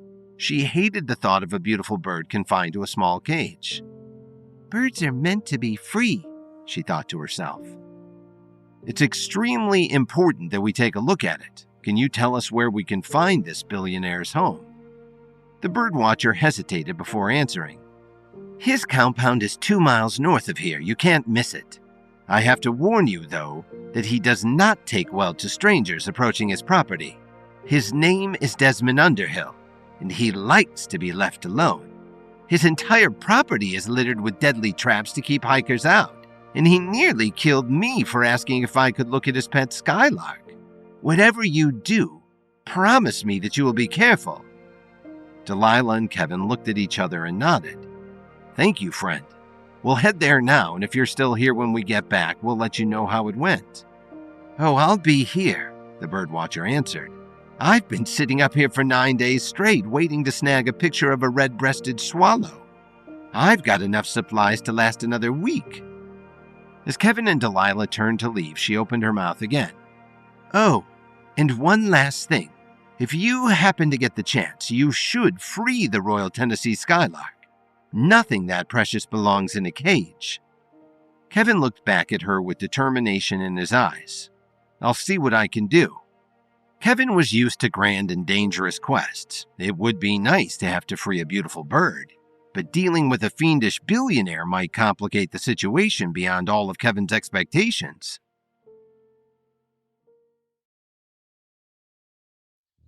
Because the Royal Tennessee Skylark's feather would only remain active for a 5-minute window, Kevin had no choice but to bring Malachi's granddaughter Delilah with him so that he could administer the pill right away. After hiking into the woods just a short way, they met a birdwatcher who informed them that the last known Royal Tennessee Skylark was being kept as a pet by a dangerous antisocial billionaire named Desmond Underhill. After hiking a few miles north, Kevin and Delilah began to see the silhouette of a huge mansion on the horizon. Perfectly matching the color of the trees, it was difficult to spot. And from what Kevin had been told about Mr. Underhill, he thought that was most likely on purpose. Before they got any closer, Kevin held up his hand and gestured for Delilah to stop. "We need to scope the place out before we go any nearer. How are you at climbing trees?" Delilah smiled and flashed him a thumbs up. Before long, they had climbed about 50 feet up into the branches of a tall pine tree. From there, their perspective on the mansion was much clearer. After admiring the landscape, Kevin produced a pair of binoculars and looked around the compound. The first thing he noticed was that the entire area was teeming with a large security team. "The place seems pretty well guarded. I can sense their power bases from here. These guys must all be level 3 or maybe even level 4. They shouldn't pose too much of a problem." Continuing to scan around, the next thing Kevin noticed were all kinds of traps rigged up around the building. Thin little wires that, if broken, would cause a heavy log to drop, or a weighted net. Additionally, he saw lots of leaf piles obscuring the trail, which most likely concealed hidden pits. "That birdwatcher was right," Kevin said. "Whoever this guy is, he sure doesn't want any visitors." The main entrance was also heavily guarded, but Kevin saw a small window on the side of the building he could possibly climb through. "Okay, I'm going to try sneaking in through that window. You stay here, and if anything happens, run." Before Kevin could climb down from the tree, Delilah grabbed his shoulder and handed him a note. "I want to help," it said. Kevin looked back at her sternly. "I'm sorry, but I promised your grandfather you wouldn't get hurt. If you really want to help, keep yourself safe." Without another word, Kevin climbed down the tree and began to sneak onto the compound. At the same time, Delilah glanced around and observed that many of the trees were touching, meaning she could easily weave between them. Noticing this, she had an idea. "Most of the booby traps are in some way connected to the trees," she thought. "Maybe I can go about disabling them." Meanwhile, as Kevin approached the mansion, he encountered 2 guards patrolling around the perimeter. He quickly dashed into a bush to avoid being detected. "You know much about this Mr. Underhill guy who's employing us?" The other guard shook his head. Not really. I've been here 7 months and I've never once seen him leave the compound. He's really nuts about birds, but that's about all I know. Apparently he's got tons of them in there. "Birds? Really? Sounds like a strange guy." Their conversation trailed off as they continued to pace further around the perimeter. While their backs were turned, Kevin scurried out of the bush and continued to sneak up towards the window. Just as he was about to lift himself through the window, a red-tailed hawk swooped in and landed on the wall just beside him. The hawk turned its head, studying Kevin closely. In response, Kevin held a finger over his lips and quietly shushed the bird. Shh. Just then, the hawk opened its beak and began to screech, getting the attention of the guards. "Who's there?" Moving in an organized formation, the small army of guards ran toward the source of the squawking. Kevin looked around for a place to hide, but it was already too late. Within just a few seconds, he was completely surrounded by guards. They were well armed with swords, shields, bows, and arrows, and each of them had a murderous look on their face. "This is private property, trespasser. Leave now or we'll be forced to attack." Kevin threw up his hands. "Wait, please. This is a simple misunderstanding. I'm a vet from Nashville. Mr. Underhill called for me personally to take a look at one of his birds." The guard closest to Kevin sharpened his gaze. "If that's true, then why didn't you just try the front entrance? Looks to me like you've been sneaking around trying to find a way in." Just then, the sound of breaking branches filled the air. When Kevin and the guards looked up, they saw a massive log hurtling toward them from above. Having witnessed the whole thing, Delilah had released a trap. The huge tumbling log rolled onto the scene and smashed a handful of soldiers to the ground. The rest were taken aback, and while they were distracted, Kevin leapt into action. With a single decisive blow, he punched one of them in the back of the head, instantly knocking him out. "I tried to do this the easy way. Remember that when you wake up in the hospital." The guards advanced cautiously, forming a tight circle around Kevin. Their leader, a burly man with a scar running across his cheek, barked orders to enclose him. Their shields were raised, forming an almost solid wall of metal, and archers at the rear of the formation drew their bows, arrows pulled back and ready to fly. The burly leader chuckled. "I'd say the same to you, stranger. Except you won't be waking up in a hospital after this. In fact, you won't be waking up at all." Kevin assessed the situation quickly. He knew he couldn't take them all head on. When he noticed a small pressure plate concealed under some leaves behind him, he slowly started to step back. "Whoa, let's talk about this. There must be some kind of agreement we can come to. I'm extremely rich, you know." As the guards closed in, Kevin took another step backwards and pushed down against the pressure plate, setting off a series of snare traps. Thin wires shot out from the ground, trapping the guards' legs. They cried out in surprise as they were lifted into the air, caught like helpless prey in a hunter's net. Seizing the opportunity, Kevin darted forward. His movements were a blur as he disarmed the nearest guard, sending his sword into the air. Kevin spun, catching the sword as it dropped, then delivered a swift, flattening blow to another guard's chest. The guards struggled in their snares, trying to cut themselves free. The archers were preparing another round of arrows, but Kevin was already moving. He lunged toward a tree, leaping off its trunk and somersaulting through the air. Arrows whizzed beneath him, narrowly missing their mark. As he landed, Kevin grabbed a vine and, with a powerful swing, catapulted himself over the heads of the guards, landing gracefully behind them. By the time they spun around to fight him, Kevin was already launching an assault. Moving with blinding speed, he unleashed a whirlwind of punches, kicks, and dodges. His martial arts skills flowed seamlessly as he subdued one guard after another. The element of surprise was on his side, and he used it to the fullest. The guards fought fiercely, but their defensive formation had fallen apart. Kevin's blows were precise, targeting their pressure points. Shields dropped to the ground, swords were disarmed, and the guards fell one by one. When Kevin set his sights on the few guards who remained, a knife suddenly touched his throat. Grabbing him from behind, the burly leader laughed and made a small cut on Kevin's neck. "You think you're the only one who can pull off a sneak attack?" Suddenly, a large rock smashed down against the burly leader's head, missing Kevin by only an inch or two. When Kevin looked up, he saw Delilah standing on a tree branch, smiling and waving. Kevin chuckled. That was a little close, don't you think? Desperation and fear crept into the eyes of the remaining guards. They knew they were outmatched. Kevin used the terrain to his advantage, kicking up dirt to blind his foes before swooping in for a finishing strike. With a final powerful kick, Kevin knocked the last guard to the ground with a heavy thud. They lay scattered around him, groaning and defeated. Once she realized the coast was clear, Delilah climbed down a tree and rejoined Kevin's side, handing him a note. "Good job. I knew you could do it," it said. Kevin smiled a humble grin. "Well, I couldn't have done it without you, Delilah. I'm lucky you were here. Now let's get inside, shall we?" When Kevin and Delilah stepped into the secluded mansion, it was full of all kinds of bird-themed decorations. There were paintings of birds, bird statues, feathers on display, and of course, lots of real caged birds. As they moved through the halls, Delilah's heart broke for the caged birds. She tugged Kevin's shoulder and handed him a note. "We have to let them go. This isn't right." Kevin nodded. "I understand, but before we do anything else, we have to find the Royal Tennessee Skylark. Remember? It's a little brown bird with white cheeks and a bright yellow tail."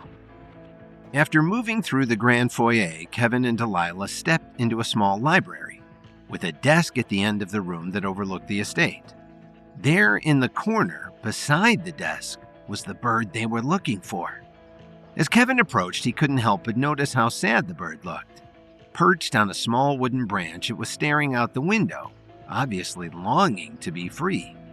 Kevin had read that the Royal Tennessee Skylark was a bird who constantly sang, but this one was dead silent. Kevin walked up to the cage and immediately tried to unlock it. "Don't worry, little guy. We're going to get you out of here." Unfortunately, the cage required a key to unlock, and Kevin couldn't make it budge open with sheer force. Just then, a voice echoed out from behind them. "You dirty little thief. First, you sneak onto my property, then you brutalize my paid security, and now you have the nerve to try to steal my most precious belongings? Just who do you think you are exactly?" Kevin turned around and saw a tall man with a bald head towering on the other side of the room. The man was indeed sinister in every way. This must be Mr. Underhill, he thought to himself. After defeating the guards that surrounded Mr. Underhill's secluded mansion, Kevin and Delilah went inside in search of the Royal Tennessee Skylark. When they found it, they were both saddened to see that it was obviously unhappy within its cage to the point that it was silent, rather than singing a beautiful song. Just as they were about to free it, Mr. Underhill himself showed up to stop them. Delilah handed Kevin a note and he read it out loud. "This bird isn't a belonging, it's a living creature and it deserves to be free." Kevin handed the note back to her while nodding his head. "I agree, Mr. Underhill. Can't you see that it's miserable here? It belongs in the wild." Mr. Underhill shook his head with anger in his heart. "The Royal Tennessee Skylark is endangered and nearly extinct. This is conservation, not imprisonment. You're just jealous that I have one and you don't." Kevin switched up his negotiation style. It was clear that Mr. Underhill was too attached to the Skylark to let it go free. "Look, all we really need is a single feather, all right? My friend here lost her singing voice, and a feather from this Skylark is the only thing we need to make a potion to bring her voice back. If you let us take one, we'll leave you and your birds alone and leave in peace. I promise." Delilah tugged Kevin's shoulders and looked at him with sad, sympathetic eyes, glancing back and forth between him and the bird, clearly expressing that she didn't want to leave without saving it. Kevin turned over his shoulder and winked at her as if to say, "Don't worry, we're freeing it either way." At the same time, Mr. Underhill frowned and sharpened his eyebrows.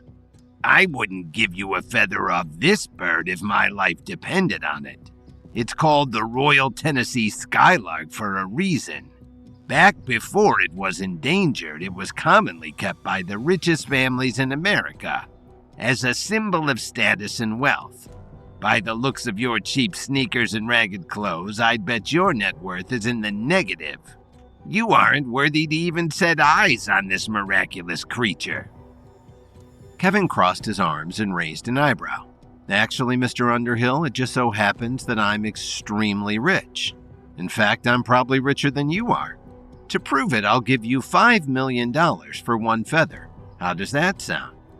Mr. Underhill considered Kevin's offer for a moment, but then stiffened and puffed out his chest. "I don't believe you. You're just trying to trick me into handing over a feather. Well, it's not happening, you arrogant little ant. Consider this your final warning. Leave now or suffer the consequences. I'll kill you to protect this bird if I have to." Mr. Underhill, who had a very muscular build, raised his fist and prepared to fight. Kevin matched his fighting stance. "I was hoping it wouldn't come to this, but if you insist." With a sudden burst of spiritual energy, Kevin made a step and the two closed the distance between them, their fists colliding with violent force. Kevin's attack was swift and relentless, but Mr. Underhill countered with elegant precision, deflecting each blow as they swung at his head.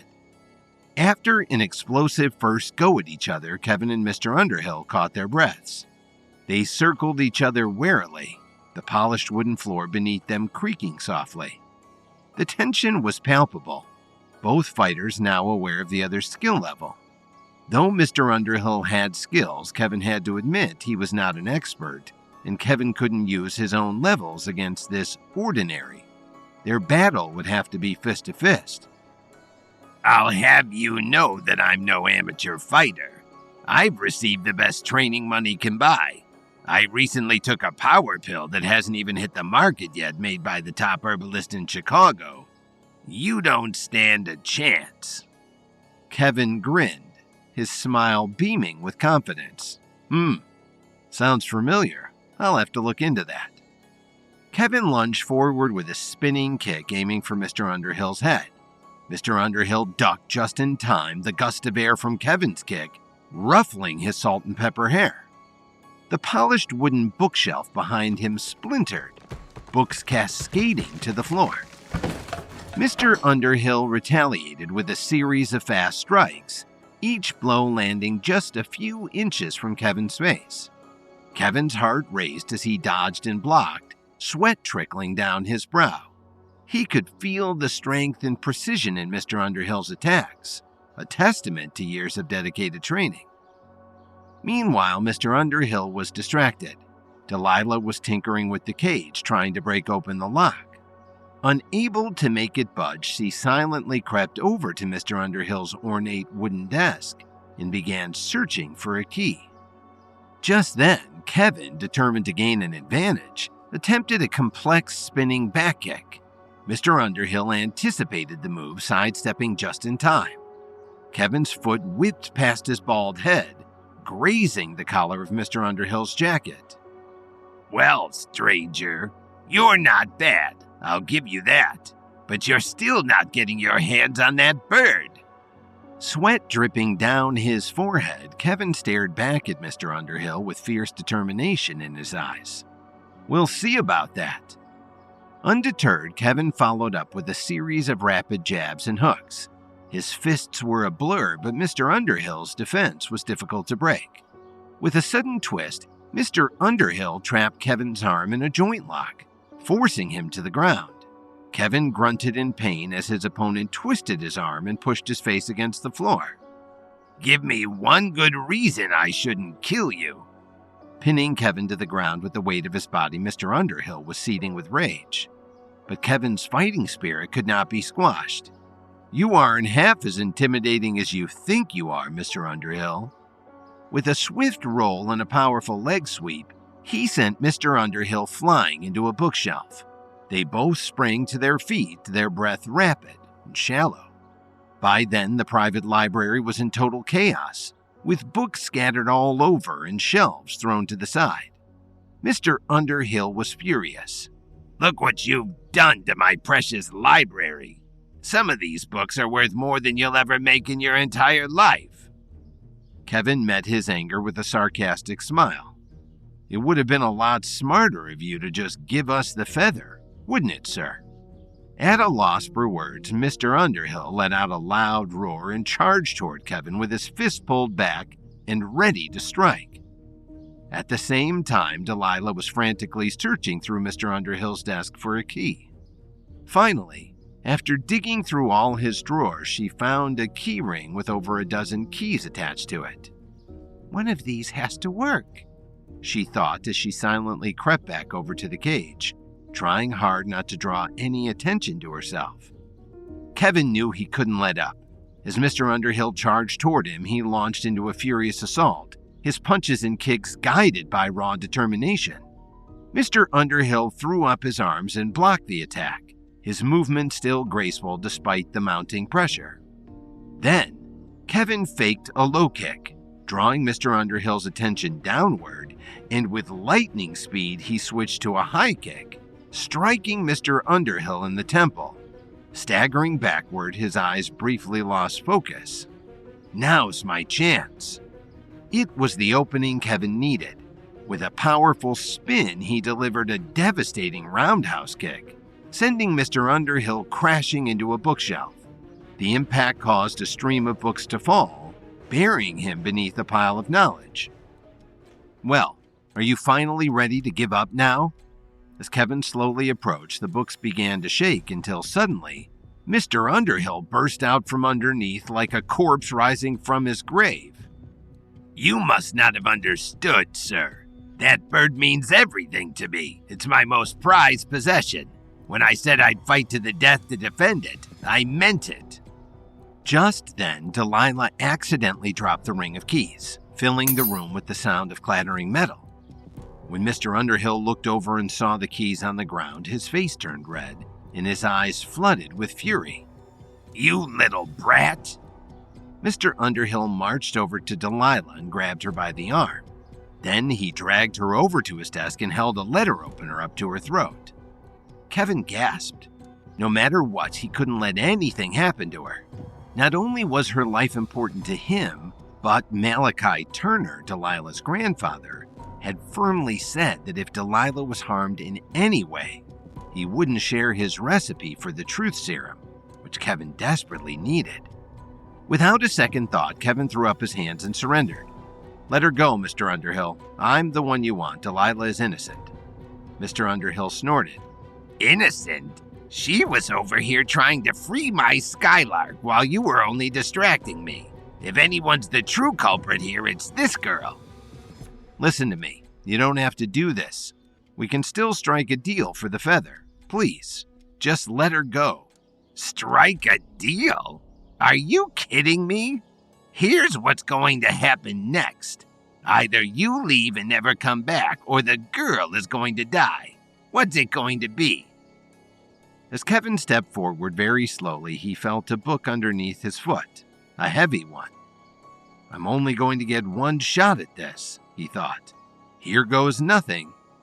Aiming for Mr. Underhill's head, Kevin kicked the book into the air, and like a speeding bullet, it flew right towards Mr. Underhill's face. When Desmond Underhill discovered Kevin trying to free his Royal Tennessee Skylark, the two men immediately began to engage in a duel. At the same time, Delilah found a ring of keys and tried to find one that matched the lock on the bird's cage. Once Mr. Underhill realized what she was doing, he held a letter opener up to her throat and threatened to kill her if Kevin didn't surrender. In a daring attempt to free her, Kevin kicked a fallen book at Underhill's head. Thanks to Kevin's aim, the book struck Mr. Underhill right in the face, causing him to release Delilah and stumble backward. "Now, Delilah, get behind me," Kevin shouted. While Mr. Underhill was momentarily stunned, Delilah ran away from him and got behind Kevin. Once his vision returned, Mr. Underhill looked over at them and growled, "All right, no more, Mr. Nice Guy. You've left me with no choice but to kill you both." Desmond Underhill walked over to a nearby wall and retrieved an antique sword that was on display. "This sword has been in my family for generations. Traditionally, it's only meant to be an antique for display, but for you, I'll make an exception." As Underhill approached, Kevin quickly scanned the room for anything he could use as a weapon. Finally, he saw an iron poker resting beside a fireplace in the center of the room. Kevin jumped for the poker at the very last second and, just before Underhill could drop his sword and chop Kevin's neck, he spun around and deflected the attack. A kick to Underhill's ankles gave him just enough time to hop to his feet. Leaving no time for Kevin to catch his breath, Underhill swiped his sword with renewed anger and hatred. Sparks flew as their weapons clashed in midair again and again. At the same time, now that Underhill was distracted, Delilah picked up the keys and returned to the birdcage. "I only have 3 keys left to try. One of them has to work," she thought. Meanwhile, with a swift, fluid motion, Underhill brought the blade down in a diagonal slash aimed at Kevin's head. "You never should have come here, kid. Now hold still while I slice your head open." Kevin reacted instinctively, raising the fireplace poker to block the attack. The sword met the sturdy metal with a resounding clang, the force of the impact sending vibrations up Kevin's arm. But Kevin held his ground with courage and bravery, shouting, "Stand down, Desmond Underhill." The fireplace poker, while not as elegant as a sword, had its advantages. Kevin wielded it with a 2-handed grip, using its length to keep Underhill at bay. He sidestepped another powerful strike from his opponent, the sword cutting through the air with a hiss. Just then, Delilah tried the last key, and finally, the lock snapped open. Paralyzed with fear from the loud noise of the fight, the Royal Tennessee Skylark didn't resist when Delilah reached in and picked it up. Cradling it against her chest, she gently stroked the bird's head to bring it some comfort. Underhill's back was turned, so he didn't see that Delilah had opened the cage. But Kevin made sure to keep his eyes on her while he was fighting, so he saw her success in freeing the bird immediately. Kevin's strategy became clear. If I can line him up just right, I may be able to knock him into the cage, Kevin thought. With a swift twist of his wrists, Kevin executed a wide swing aiming for his opponent's legs. Underhill leapt backward, narrowly avoiding the attack. Seizing the opportunity, Kevin executed a daring move. Using the flat side of his hand to strike the hilt of Underhill's sword, the weapon went flying and crashed into a bookshelf, sending a small avalanche of books tumbling to the floor. "Why, you little—" Just then, Kevin struck his chest with a roundhouse kick and sent him crashing into the cage. Before Underhill could contort his body to escape, Delilah slammed the door shut and locked it. Underhill tried to shake the door open with all of his might, but he couldn't break free. He was sealed in there tight. "Let me out of here this instant! Fight me like a man! This is ridiculous!" Kevin dropped the fireplace poker as he approached. When he rejoined her side, Delilah handed him a note and he read it out loud. "You're much more of a savage than any of these birds. You belong in here more than they do." Kevin crumpled the note in his hand and stared at Underhill with a frown. She's right. How long was that bird trapped in there exactly? Whatever it is, I'll double it. "No, please! You have to let me out of here! It's filthy in here!" Mr. Underhill quickly went from threatening to desperate. Kevin wasn't going to just leave him in there, of course, but he didn't mind allowing him to think that he would. Doesn't feel so nice on the receiving end of imprisonment, does it? You think long and hard about what you've done, Mr. Underhill. Suddenly, Delilah opened a window and allowed the Royal Tennessee Skylark to fly out of her arms. Kevin gasped. "Hold on, we still need to grab a feather." With a smile on her face, Delilah held up a feather she had already grabbed. Kevin heaved a sigh of relief. After darting out the window, the skylark landed on a tree branch a few feet outside and started to sing for the first time in years. Its tune brought a smile to Kevin's and Delilah's faces, but Desmond Underhill broke out in tears. My skylark! My beautiful skylark! It won't last even a week out there in the wild. You sentenced it to death, you idiots! Kevin rolled his eyes.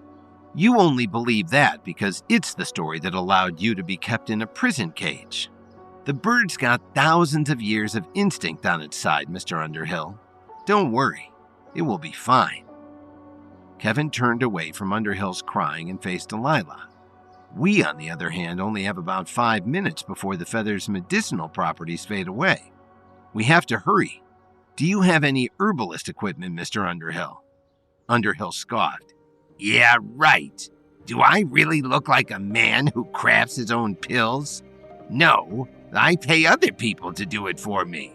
And even if I did have equipment, do you really think I'd tell you? Kevin sighed and then readied himself for action. Well then, I guess we'll just have to improvise.